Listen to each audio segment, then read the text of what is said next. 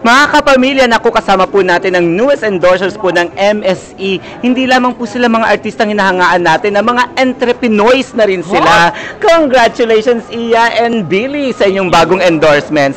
Bakit ba kayo naengganyo na mag-endorse ng MSE at pumasok into business aside from endorsement? Well, of course, I've been with them for 3 years. Kaya tried and tested na yung mga produkto nila.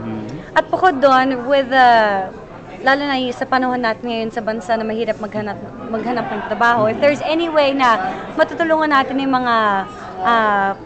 mga kababayan natin, ba tama ka mga kababayan natin?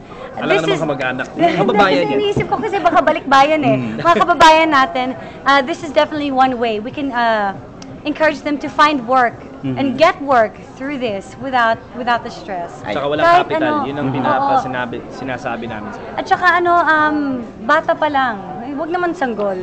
Pero even at an early age, kunwari mga young college students. As early as that age, they can start. Pero hindi lang para sa mga kabataan to. This is for everyone.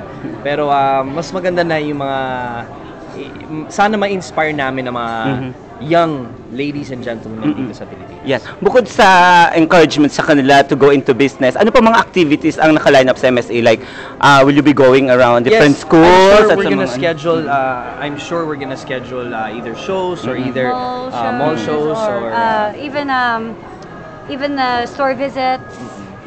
So, yun. Yes.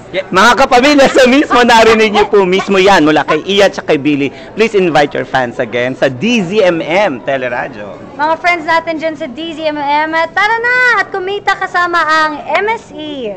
Eksakto, DZMM. Sama na kayo sa amin. Sinabi na ni Iya lahat, so wala na akong kailangan sabihin. God bless everyone. Thank you, Iya and Billy. Back to studio.